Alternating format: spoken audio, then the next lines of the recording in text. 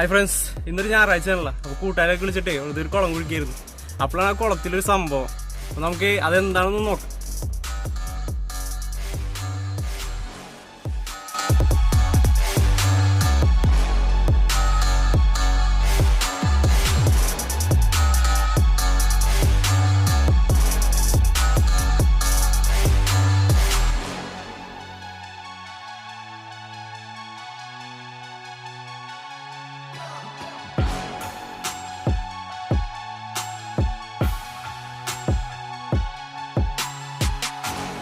ഇത് പണ്ടുണ്ടായിരുന്ന ഏതൊരു മരത്തിന്റെ വേരാണെന്നാണ് തോന്നുന്നത്.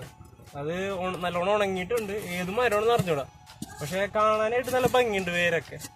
അപ്പൊ അതുകൊണ്ടാണ് ഇതൊന്ന് പുറത്ത് അധികം കേടുപാടില്ലാണ്ട് എടുക്കാന്ന് വെച്ചത്. അപ്പൊ നമുക്കിപ്പോ ഡ്രിഫ്റ്റ് വുഡ് എന്നും പറഞ്ഞു വരുന്ന പല സാധനങ്ങളും ഇതുപോലുള്ള വേരുകൾ, അങ്ങനത്തെ പാർട്സ് ഒക്കെയാണ്. അപ്പോൾ ഇതൊന്ന് നമുക്ക് ഡ്രിഫ്റ്റ് വുഡായിട്ട് യൂസ് ചെയ്യാൻ പറ്റുന്നതാണോ എന്ന് നോക്കാം. അതിനാണ് ഇതൊന്ന് പരിശ്രമിക്കുന്നത്.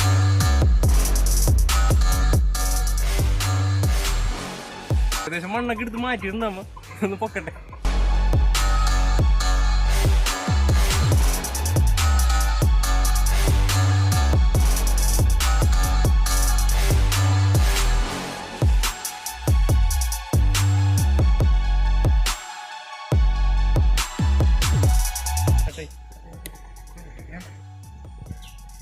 ഏകദേശം നമ്മുടെ ആ കുളം കുഴിക്കേണ്ട സമയം മൊത്തം ഇപ്പൊ ഈ സാധനം പുറത്തെടുക്കാനായിട്ടുണ്ട്.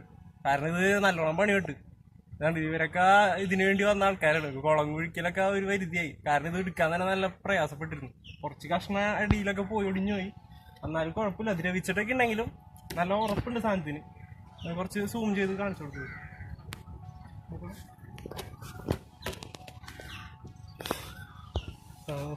അങ്ങനെ സാധനം എന്തായാലും ഒന്ന് എടുത്തുകൊണ്ട് ഒന്ന് കഴുകി നോക്കട്ടെ. വൃത്തിയാക്കുമ്പോ എന്തെങ്കിലും മാറ്റം വരണോ നോക്കട്ടെ. വലിയ വെയിറ്റ് തോന്നിക്കല്ല, എന്നാലും ഒന്ന് പൊക്കാം. പിടിച്ചോളാം.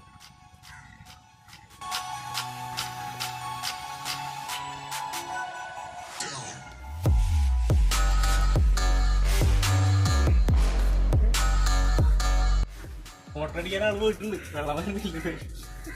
അത് അടിച്ചില്ലേ?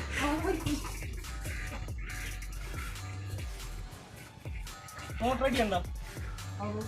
എടാ അവിടെ മോട്ടർ അടിയാണേ. നീ അടിപൊളി. കറണ്ടില്ല. ഇങ്ങനെ നോക്കിയോ വെള്ളം കോരി ഒഴിച്ചു നോക്കാം.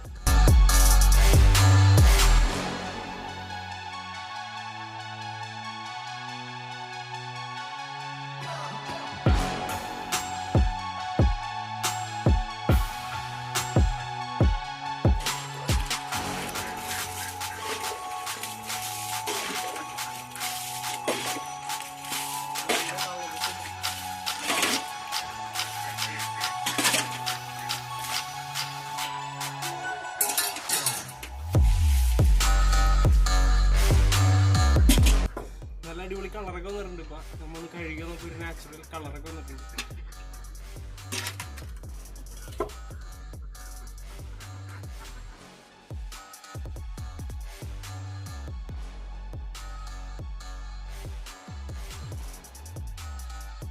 നമ്മുടെ വലിയ ആഡംബര ഹോട്ടലുകൾ, അതുപോലെ തന്നെ നമ്മൾ നല്ല ഭംഗിയിൽ സെറ്റ് ചെയ്യുന്ന വലിയ ലവ് ബേർഡ്സിൻ്റെ ഒക്കെ കൂട്, ഇതിനകത്തൊക്കെ വെക്കുന്ന മരത്തടി, അത് ഇത്തരത്തിലുള്ള വേരിൻ്റെ ഭാഗങ്ങളായിട്ടാണ് പ്രധാനമായിട്ടും നമ്മൾ കണ്ടെത്തുന്നത്.